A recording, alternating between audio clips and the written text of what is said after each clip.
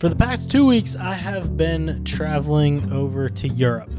Now, this is more than just this trip that I was on. Every time I travel, I want to create some variation of content.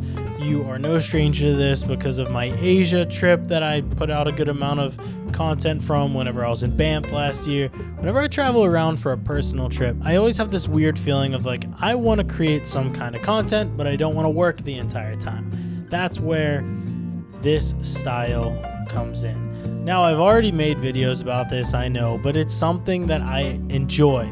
This style I am now calling raw but refined. Shout out to my cousin for just sending me a random DM mentioning that, and that's just how he described it. And I actually, the next message said, I'm stealing that. But here we are. After I was just in Italy, I was in London, I was in Lisbon, and some of the frames that I got are so special. And there's this weird shift that is happening in my own personal enjoyment, is that I really enjoy making these kinds of frames. And I also realized that I really think that it is helping me in my cinematography eye. When you are limited to one lens and one style of shot, you really can't do anything about it except for rely on your own eye and rely on having a developed eye, or you gotta figure it out. A simple 28mm lens with an f2.8 aperture is not going to give you the best depth of field in the entire world. It's probably not going to give you the best image in the entire world. But what it will do is give you a tool where you can make something great. Let's start with my frames that were in London, or just outside of London in Brighton. We went for a walk at our friend's house, and this is what it looked like, the English countryside. I've never seen anything like it before. It was really unreal. They were laughing at us because of how fascinated we were with the cows. If that doesn't show, I live in Chicago, I don't know what will. But the style I got here was the locked off with the occasional pan or rack focus. Use what you can. Don't overuse it though, but the simplicity is going to win here. How do I get this raw yet refined style? Step 1, do not move. Okay? Don't move. Have the shot locked off. For me, I don't want to be carrying around a big tripod, so I just hold the camera still. There's some subtle shake whenever you're just holding the camera, but part of me actually enjoys the fact that there's a little bit of shake. I think it adds a little bit of character to the shot. If it was locked off, to me, it's a little bit boring. But in this case, we can have it so that it's just about locked off, but still handheld, so I can change the angle if I want, and I can still be nimble. That's step 1. Don't move. Step number 2, film in 24 frames per second. This is going to help you make it more cinematic. 24 frames per second, and then you're going to want an ND filter that will allow your shutter to be at 1/50. This does not change at all. Never. The aperture changes. Maybe I'll go to 5.6 sometimes. Maybe I'll go 2.8 since I'm shooting on a crappy like kit lens. I don't do f2.8 too much. I think it makes it a little bit softer than I would like, but it's not that big of a deal. I'll usually set it f4 to 5.6, and that helps me get that cinematic look, get that motion blur, especially when there's a car driving by. My favorite thing about this, I'll touch on it here, and then we'll go to step 3 because it is step 3. Favorite thing is whenever things go in the foreground. Step number 3. Elements in the foreground, the background have depth to your image. Depth does not mean you have to shoot at a crazy wide open aperture. It just means that you need something right in front of you and then something beyond that. If it's just a frame like this one of a flower, which yes, I shot on my trip, but is this the coolest shot I've ever gotten in my life? No, not even close. But at the same time, you can make it more interesting by shooting through the flowers maybe. Maybe it's doing a rack focus. This shot in Florence of a rower going past the camera is really visually appealing.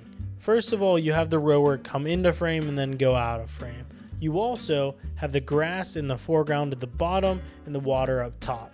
If I tracked that rower just panning with him as he went, I don't think that this video would be nearly as interesting. So that checks one of our boxes, be locked off. Box number 2, 24 frames per second. We shot it in that. You see the motion blur in the row whenever he's going past. Even in my little handheld camera shake, you see a little bit of extra blur, but it's more so in the subject that is moving. And then it also checks the third box of having the grass in the foreground and having something appealing about the image, the movement in it. Third box, have it visually appealing. Foreground, background, midground, something to add more than just pretty much a photo, but in video form. Number 4 is capture like you're telling a story. Perfect example here. In Sorrento, beautiful sunset. My family and I walk down. We're just looking over the water. It's gorgeous. You see every single person there with their phone, nobody in the foreground, just taking a picture of the sunset. Yeah, it's gorgeous. You get the beach club in the foreground. You get some boats going by. You get the sunset in the background. By my rules, this is a very visually appealing scenario. My personal preference, maybe, I like the story of it. We all know that in Sorrento, the place wasn't empty. There was a ton of people standing right behind you, so embrace that. I walk up onto the hill and I get a shot of everybody filming or taking photos of the sunset. It's cool. I like showing what the place is actually like. Next shot I get, an old man taking a picture of the sunset. Pretty cool, you know, incorporate people. People like people. People want the human element of your shot. It's what makes it interesting. Everybody is getting that gorgeous shot.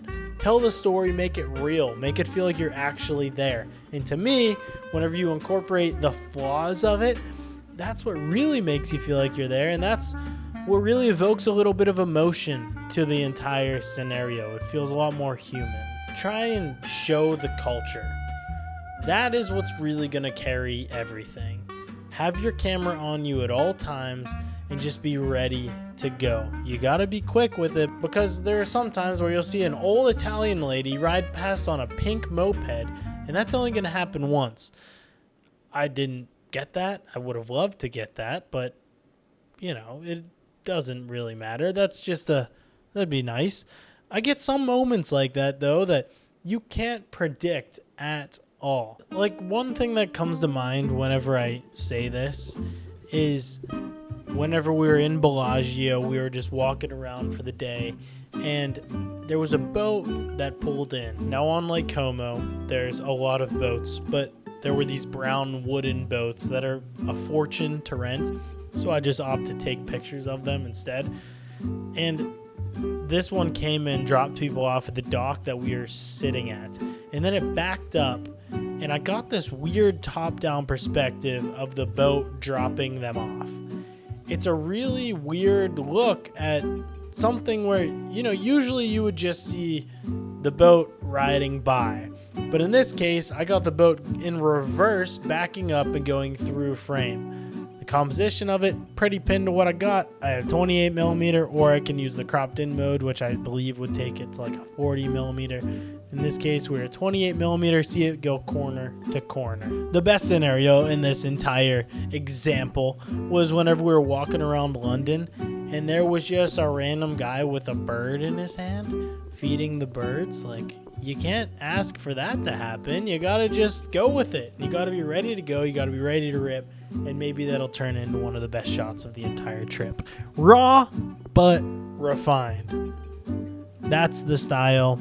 It's a cool one. It's a fun one. And it's an easy way to capture content that you actually give a shit about while you're on a trip and don't have to feel like you're working. It's what I enjoy, so I still like capturing something, but I don't want to be sitting there with a cinema lens the entire time. Rented this for a shoot and just playing around with them right now. But thank you for watching. Subscribe if you're not already, and I'll see you in the next video. Goodbye. 14mm. It's big if you're out. Shut up.